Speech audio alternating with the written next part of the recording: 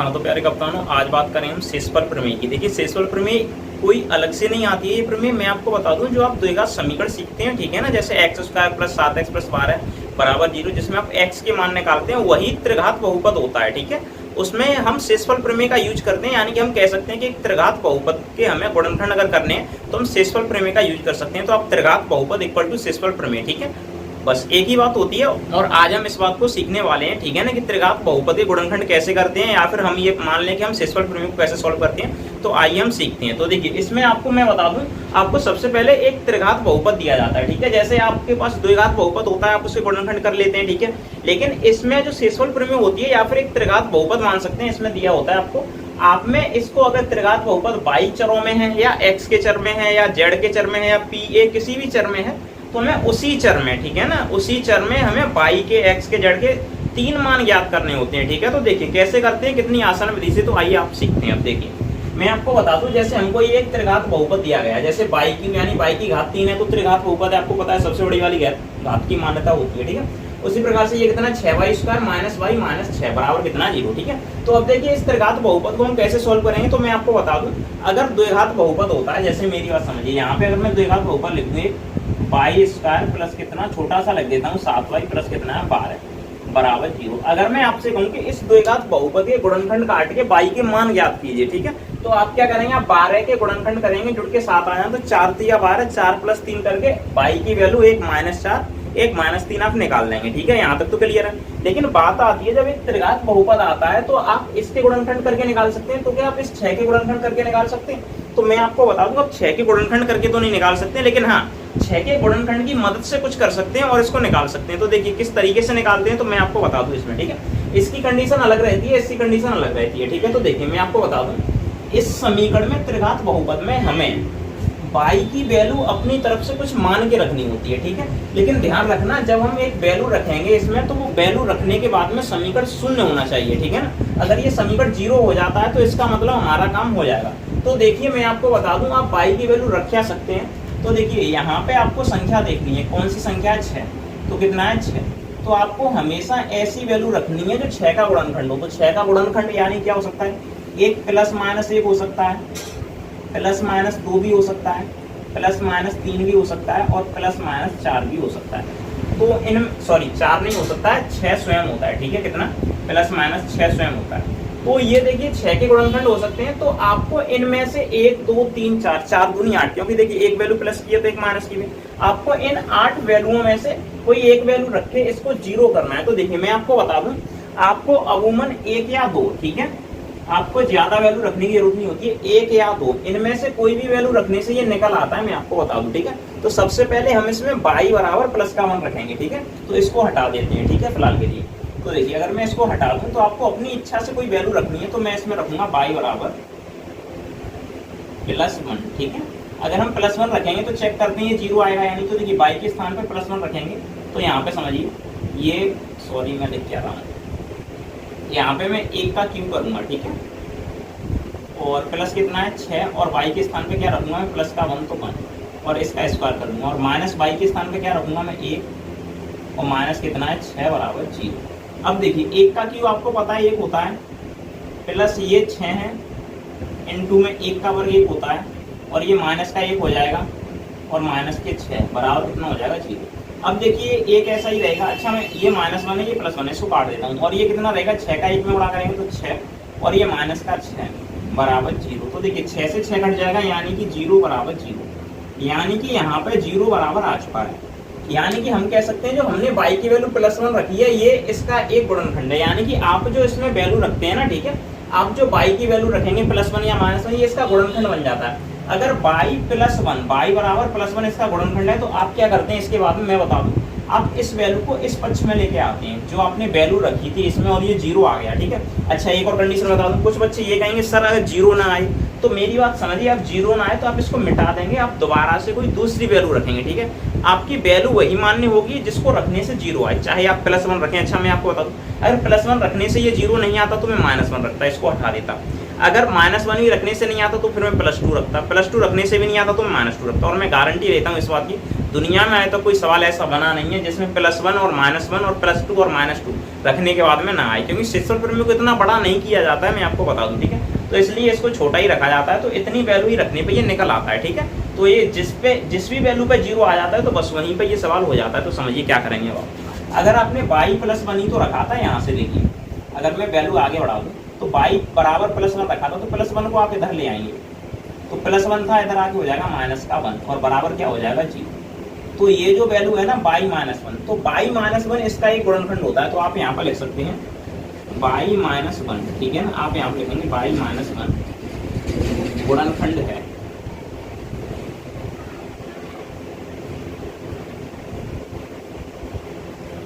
अब देखिए यहाँ पे समझिए, y - 1 गुणनखंड है किसका है, इसका गुणनखंड है। मैंने इतना सब कुछ यहाँ पर नहीं लिखा। अगर इसका कोई संख्या किसी का गुणनखंड होती है तो आप उसका उसमें भाग दे देते हैं, ठीक है। तो आप उसका उसमें भाग दे देती है। तो मेरी बात समझिए, आप क्या करेंगे, आप y - 1 का इसमें भाग लगाएंगे, ठीक है। तो आप भाग लगाएंगे y - 1 का, ठीक है। तो यहाँ पे मैं लिखूंगा y - 1 और मुझे भाग देना है इसमें y³ प्लस कितना है 6y² और माइनस कितना है y है y और माइनस कितना है 6। बस अब देखिए, मैं y का भाग इसमें करूंगा, आपको पता है भाग में घातें घट जाती हैं, तो यहाँ पे y² का गुणा इसमें करूंगा तो y³ और माइनस हो जाएगा y², ठीक है। अब देखिए, इसका चिन्ह माइनस का कर दूंगा, इसका प्लस का, ये कैंसिल हो जाएगा।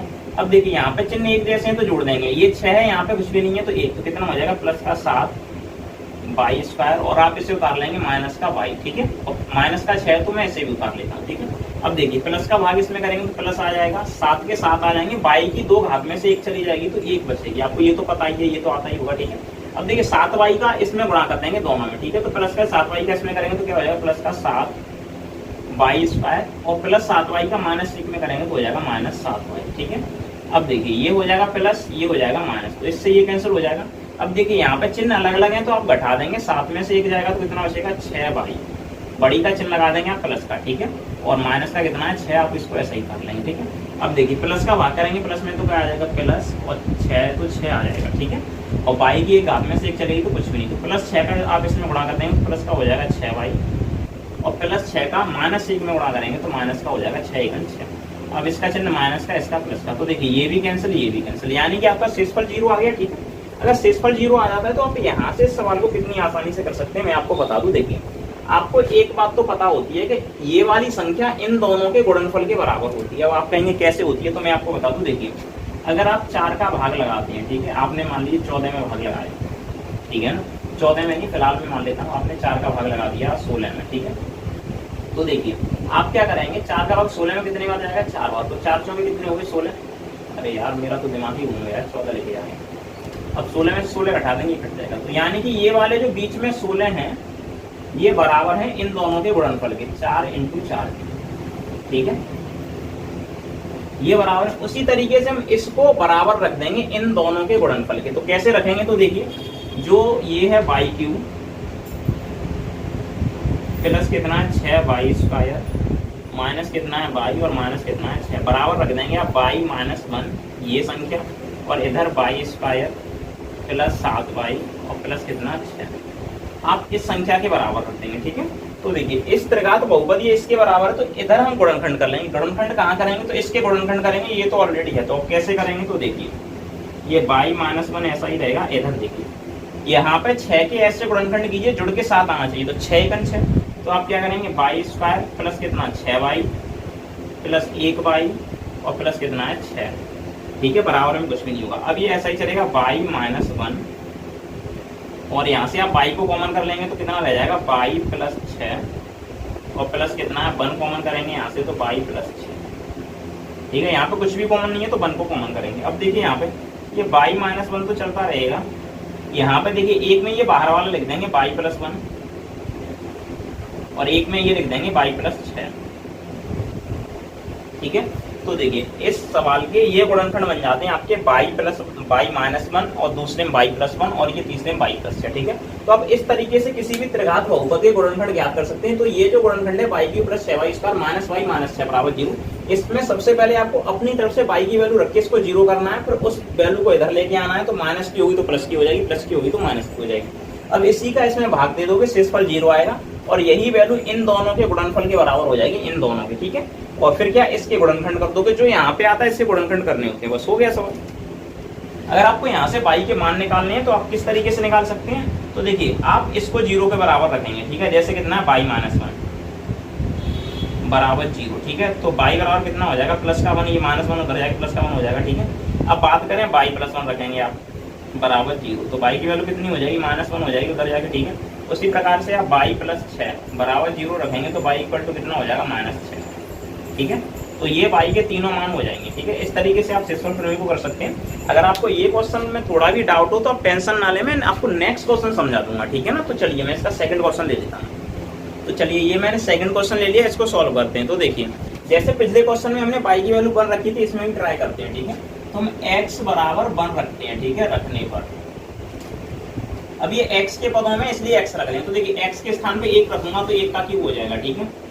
प्लस 8 है तो 8 x के स्थान पे 1 तो 1 का वर्ग प्लस कितना 19 है तो 19 x के स्थान पे 1, ठीक है। और प्लस कितना 12 है तो 12 बराबर 0। अब देखिए 1 का क्यूब 1 होता है प्लस, अब देखिए यहाँ पे समझिए 1 का वर्ग 1 होता है और 1 का 8 में गुणा कर दूंगा तो 8 ही हो जाएगा, प्लस अभी 19 का 1 में कर दूंगा तो 1 हो जाएगा, वो सॉरी 19 ही रहेगा, और प्लस कितना 12 बराबर 0। अब मुझे बताइए इसमें कुछ कट रहा है, देखिए ये तो सब जुड़ जाएंगे, 1 और 8 9 और 19 28 12 40 हो जाएगा, ये तो कट नहीं रहा है। तो देखिए मैंने जैसे आपको बताया था ना, अगर कोई वैल्यू रखने से 0 ना आए तो सर क्या करेंगे, तो उसको नहीं लेते हैं, फिर वैल्यू को चेंज करते हैं। तो जैसे मैंने x बराबर +1 रखा था ना, मैं x के स्थान पे -1 रख दूंगा, ठीक है ना, क्या -1, तो मैं इसी को -1 कर देता हूँ या -1 रख देता हूँ, ठीक है। तो जब ये 0 नहीं आता है तो आप उसको हटा देंगे, वो काम का नहीं होता है, ठीक है। आप फिर वैल्यू को चेंज करेंगे, तो चेंज क्या करेंगे, तो यहाँ पे समझिए मैं x बराबर वैल्यू चेंज कर दूंगा, कितना -1 रख दूंगा, ठीक है, -1 रखने पर अब देखते हैं। तो देखिए यहाँ पे क्या 1, तो मैं यहाँ पे क्या करूंगा, -1 का क्यूब कर दूंगा, ठीक है। और प्लस यहाँ पे कितना 8, तो 8 ही रहेंगे और -1 का हो जाएगा स्क्वायर, ठीक है। और प्लस कितना 19 है तो 19 ही रहेंगे और कोष्टक में -1 आएगा, ठीक है। और प्लस कितना 12 है तो 12 बराबर 0, ठीक है। अब देखिए क्या करेंगे, -1 का क्यूब -1 होता है, ये आपको ही पता है। और देखिए प्लस का 8 है और -1 का वर्ग 1 होता है, ये आपको पता है, ठीक है। और प्लस का 19 का गुणा -1 में करेंगे तो माइनस का 19 हो जाएगा, और प्लस का 12 है तो 12 बराबर 0, ठीक है। अब देखिए माइनस का 1 है, प्लस 8 का गुणा 1 में करेंगे तो प्लस के 8 रहेंगे, और -19 है तो -19 रहेगा, और प्लस 12 है तो 12 बराबर कितना हो जाएगा 0। अब देखिए ये 8 और 12 कितना हो जाएगा 20, -19 -1 माइनस का 20। अब देखिए हाँ ये कट के 0 आ गया, अगर ये 0 बराबर 0 आ गया यानी कि हम x बराबर -1 रखने से इसमें सही है हमारा, ठीक है। अब देखिए हम क्या करेंगे, इस -1 को इधर ले आएंगे, ठीक है। तो -1 को इधर ले आएंगे तो x -1 है, ठीक है ना, बराबर कितना -1 इधर आएगा तो कितना हो जाएगा x + 1 हो जाएगा, ठीक है, इधर आगे। तो अब इसी का हमें भाग दे देना है इसमें, ठीक है। तो कितना है x³ प्लस कितना है 8x² और प्लस कितना 19x और प्लस कितना है 12 तो 12। अब देखिए x का भाग x³ में करूंगा तो यहाँ पे क्या हो जाएगा x², ठीक है। अब देखिए x² का इसमें गुणा कर दूंगा तो ये x³ और प्लस कितना हो जाएगा 1 x², ठीक है। x² 1 में होगा, लेकिन आपको पता है 1 लिखते नहीं है तो आप लिखिए मत लिखिए, कोई मतलब नहीं है। ये माइनस का यही माइनस का, ये तो कैंसिल हो गया। यहाँ पे चिन्ह अलग अलग है तो आप 8 में से 1 घटा देंगे तो क्या बचेगा 7, और x² है तो x बड़ी का चिन्ह आएगा प्लस का, और प्लस 19 है तो आप प्लस 19 उतार देंगे, ठीक है x। अब देखिए आप x का भाग इसमें करेंगे तो प्लस कितना हो जाएगा 7x², ठीक है। और सॉरी स्क्वायर में से 1 घात जाएगी तो मात्र x 1 घात आएगी, ठीक है। अब देखिए आप प्लस 7x का x में गुणा करेंगे तो प्लस का कितना हो जाएगा 7x², और यहाँ प्लस 1 में करेंगे प्लस का हो जाएगा 7x, ठीक है। अब देखिए ये भी माइनस ये भी माइनस, ये तो कैंसिल हो जाएगा। अब देखिए 19 में से 7 चले जाएंगे तो क्या बचेगा प्लस का, यानी बड़ी संख्या का 12x, क्यों बड़ी का चिन्ह आता है इसकी, ठीक है। ये मैंने जोड़ घटाया मैं आपको ऑलरेडी बता दिया है। और प्लस कितना है 12 तो प्लस आप 12 लिख देंगे, ठीक है। अब देखिए प्लस का गुणा करेंगे प्लस में तो प्लस का यहाँ पे कितना आ जाएगा 12, ठीक है। तो ये 12 में से ये वाला जो x की 1 घात का भाग देंगे तो x हट जाएगा, 12 आएंगे, प्लस 12 का गुणा कर देंगे तो प्लस के यहाँ पे 12 हो जाएंगे, x हो जाएगा, और क्या है प्लस का 1, तो क्या हो जाएगा प्लस का 1 में 12 गुणा करेंगे 12, ये भी माइनस ये भी माइनस ये भी कैंसिल, आपस में ये भी कैंसिल, ठीक है। अब ये कैंसिल हो गया तो यानी कि ये वाला जो इतना नंबर है वो इसके और इसके गुणनफल के बराबर है, ठीक है, और आप उसको बराबर रख देंगे। तो देखिए x³ + 8x² + 19x, यहाँ पे मैं लिखूंगा क्या x³ + 8x² प्लस 19x और प्लस 1, ठीक है, सॉरी 19x प्लस कितना है 12 है 12, ठीक है। अब ये बराबर है किसके, इन दोनों के गुणनफल के। तो देखिए यहाँ पे ये बनेगा नहीं तो मैं इसको नीचे लिख देता हूँ बराबर में, किसके बराबर है, ये x प्लस 1, ठीक है, और कितना है एक्स स्क्वायर प्लस 7x और प्लस कितना 12, ये इसके बराबर है, ठीक है। देखिए इन दोनों के x प्लस 1 और इन दोनों के मल्टीपल के बराबर है। तो मैं क्या करूँगा, ये वाला तो होता है ऐसा चलता है, इसके गुणनखंड कर दूंगा, ठीक है। तो देखिए अब ये वाला कितना है x प्लस 1 ऐसा ही रहेगा। अब मैं इसके गुणनखंड करूँगा तो 12 के जुड़ के 7, तो कितना 4 plus 3 x square plus 4x plus कितना है 3x और प्लस कितना है 12, तो 12, ठीक है। अब देखिए क्या करेंगे यहाँ पे x प्लस 1 ये रहेगा। अब यहाँ से x को कॉमन कर लेंगे तो क्या x कॉमन करेंगे तो x प्लस 4 रहेगा और प्लस का 3 यहाँ से कम कर लेंगे तो x प्लस 4 ही रहेगा, ठीक है। अब ये हो जाएगा और तो कुछ है ही नहीं है बस। अब देखिए क्या करेंगे x प्लस 1 और यहाँ पे एक में लिख देंगे x प्लस 3 और अगले वाले में लिख देंगे x प्लस 4। कहाँ से आए, ये बाहर वाला x प्लस 3 और ये अंदर वाला x प्लस 4 ही लिखते हैं, ठीक है। अगर आप यहाँ से x की वैल्यू निकालना चाहें तो x प्लस 1 है बराबर 0 मान लेंगे, तो यहाँ से आपकी जो x की वैल्यू होगी वो 1 उधर जाके माइनस का हो जाएगा, ठीक है। तो ये हो जाएगा, ठीक है। अब देखिए अगर आप यहीं से x प्लस 3 बराबर 0 मान लेंगे तो x की वैल्यू कितनी हो जाएगी, एक माइनस का 3, ठीक है। अगर आप यहीं से x प्लस 4 बराबर 0 मान लेते हैं तो x की वैल्यू कितनी हो जाएगी, -4। तो आपके x की वैल्यू आ जाती है क्रमशः, पहली आती है -1, दूसरी आती है -3, तीसरी आती है -4। तो आप इस तरीके से x की वैल्यू निकाल सकते हैं और शेषफल प्रमेय को सॉल्व कर सकते हैं, ठीक है। तो आई होप आपको ये समझ में आई होगी, लेकिन आपको प्रैक्टिस के लिए मैं एक क्वेश्चन दे देता हूँ जिसको आप करके मुझे बता सकते हैं किस तरीके से आप इसको समझ पाए या नहीं। तो आप x की वैल्यू अपनी इच्छा अनुसार कुछ भी रखिए, 1 2 3 कुछ भी नहीं होता उससे, ठीक है ना। बस रख के उसमें भाग लगाइए, फिर उससे फैक्टर कीजिए, तो इस तरीके से आप x के तीनों मानों को सॉल्व कर सकते हैं। नेक्स्ट वीडियो आप किस टॉपिक पे चाहते हैं आप कमेंट में बता सकते हैं, आपको नेक्स्ट वीडियो उस टॉपिक पे मिल जाएगा। धन्यवाद।